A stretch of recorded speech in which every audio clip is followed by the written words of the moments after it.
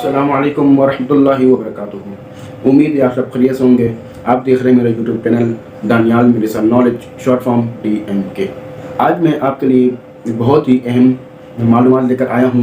ये मालूमात जानने से पहले अगर आपने मेरा यूट्यूब चैनल सब्सक्राइब नहीं किया वो कर लीजिए, साथ में बेल आइकन भी होगा उसे भी दबा दीजिए। इससे ये फ़ायदा होगा मेरी नई आने वाली वीडियो का नोटिफिकेशन आपको पहले मौसूल हो जाएगा। आज जो मैं मालूमात लेकर आया हूँ वो मालूमात बहुत ही ज़बरदस्त है। वो मालूमात क्या है अब हम सुनते हैं। माशाल्लाह रमज़ान की आमद हो चुकी है। रमज़ान मुबारक अपनी रहमतें बरकतें बहुत ही ज़्यादा लुटा रहा है। हम रोज़े की मालूमात सुनेंगे। रोज़ा रखने से बहुत सी जो बड़ी बड़ी बीमारियां हैं उसका इलाज है। वो बीमारियां आज हम कहीं पर इलाज कराने जाते हैं तो वो उसका हिसाब लाखों तक पहुंच जाता है। सबसे बड़ी जो बीमारी है वो है कैंसर। अब कैंसर में भी बहुत सी बीमारियां आ गई हैं। रोज़ा रखने से सबसे छोटी और सबसे बड़ी जो बीमारी है उसका इलाज है। आइए हम कैंसर के बारे में मालूमात जानते हैं। और जो बड़े बड़े जो डॉक्टर हैं उन्होंने कैंसर की हालत में भी ये कहा है कि रोज़ा रखने से क्या क्या फ़ायदे होते हैं। अब हम आगे बढ़ते हैं। तो क्या आप जानते हैं कि रमजान के 30 रोजे रखने से हमारे शरीर पर क्या असर होता है? इस पर जापानी साइंसदान ने एक बड़ी खोज की है जिसका जानना हर मुसलमान के लिए बेहद जरूरी है। जापानी बायोलॉजिस्ट योशिनोरी अशोमी एक साइंसदान है जिनको 2016 में मेडिसिन पर नोबेल प्राइज दिया गया। उनसे जब पूछा गया कि आपने कौन सी ऐसी चीज बनाई है जिसकी बिना पर आपको दुनिया का सबसे बड़ा इनाम नोबेल प्राइज दिया जा रहा है, तो उन्होंने कहा था कि मैंने कैंसर की मुमकिना दवा खोज ली है। और इस बात पर दुनिया ने बड़े पुरअंदाज में उनकी काबिश को सराहा और मुबारकबाद दी गई।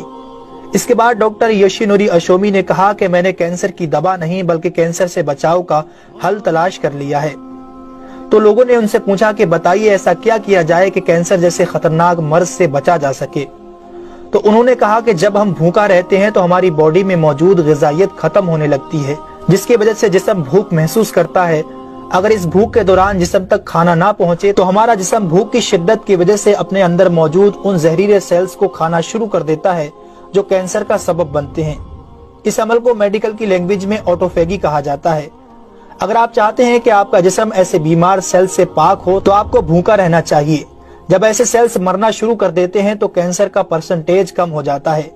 इसके बाद जापानी साइंसदान से पूछा गया कि इंसान को साल भर में कितने दिन भूखा रहना चाहिए कि उसमें कैंसर ना पाया जाए। तो उन्होंने कहा कि अगर 20 से 25 दिन कम से कम और 9 से 10 घंटे भूखा रहा जाए तो उसकी बॉडी ऐसे तमाम जहरीले सेल्स को खा जाएगी और उसमें कैंसर नहीं होगा।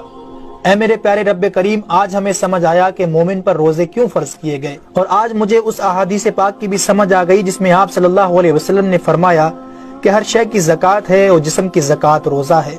सुभान अल्लाह, मैं कुर्बान जाऊं ऐसे सच्चे दीन पर जिसने इबादत के अंदर भी बीमारियों का इलाज रखा है। दोस्तों, इस्लाम वो दीन फितरत है जो जिंदगी के हर शोबे में राह एतदाल की तालीम देता है। इसलिए आज न सिर्फ मगरिब में ज्यादा खाने को नापसंद किया जाता है बल्कि इसे इंसानी सेहत के लिए भी नुकसानदेह समझा जाता है। अल्लाह ताला ने अपने प्यारे महबूब हजरत मोहम्मद सल्लल्लाहु अलैहि वसल्लम पर वही नाजिल फरमाई, खाओ पियो और हद से ना बढ़ो, बेशक वो हद से बढ़ने वालों को पसंद नहीं फरमाता। इसके अलावा हजरत अबू हुरैरा रज़ी अल्लाह तआला अन्हु से रिवायत है कि रसूल अकरम सल्लल्लाहु अलैहि वसल्लम ने इरशाद फरमाया, खाओ पियो और पहनो और खैरात करो बगैर फजूल खर्ची और तकब्बुर किए। दोस्तों, इंसान को खाने की सिर्फ थोड़ी सी मिकदार की जरूरत है जो इंसानी जिस्म में तवानाई पैदा कर सके, जितनी तवानाई इंसानी जिंदगी के लिए जरूरी है और जिससे उसकी सेहत अच्छी रहे और वो अपनी रोजमर्रा की जिम्मेदारियां पूरी कर सके।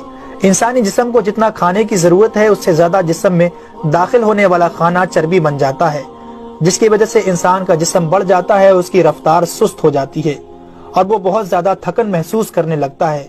इसके अलावा इंसानी जिस्म बहुत से अमराज का शिकार भी हो जाता है। इसीलिए अल्लाह ताला ने रोजे फर्ज किए ताकि 11 महीनों के दौरान खाने पीने की बेहतियाती का अजाला हो सके।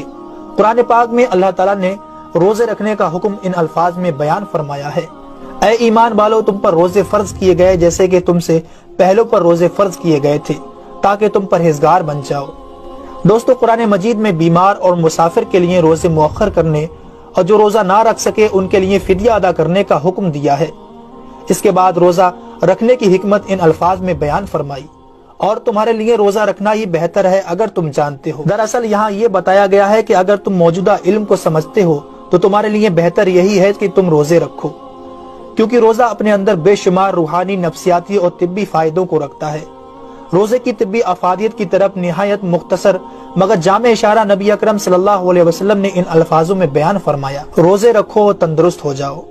اللہ رب العالمین ہم سب کو اس مہینے میں زیادہ سے زیادہ نیکیاں کرنے اور سارے روزے رکھنے کی توفیق عطا فرمائے، آمین ثم آمین۔ یہ آپ نے معلومات سن لی ہوگی، تو خدا را چھوٹی سے چھوٹی بیماری ہو یا پھر بڑی سے بڑی بیماری ہو تو یہ روزے سے اللہ کے فضل و کرم سے وہ بیماری انشاءاللہ دور ہو جائے گی۔ پر اس میں احتیاط یہ کرنی ہے کہ اگر آپ کو بیماری سب سے بڑی ہے تو ڈاکٹر سے پوچھے بغیر روزہ نہ رکھیں۔ اگر چھوٹی بیماری ہے تو آپ پر روزہ رکھنا فرض ہے۔ اللہ پاک سے دعا کرتے ہیں گھروں میں، اسپتالوں میں، جہاں جہاں پر جو بھی مریض زیر علاج ہیں، اللہ پاک سب کو شفا عطا فرمائے۔ انشاءاللہ پھر نیکسٹ ویڈیو کے ساتھ حاضر ہوں گا۔ السلام علیکم ورحمۃ اللہ وبرکاتہ۔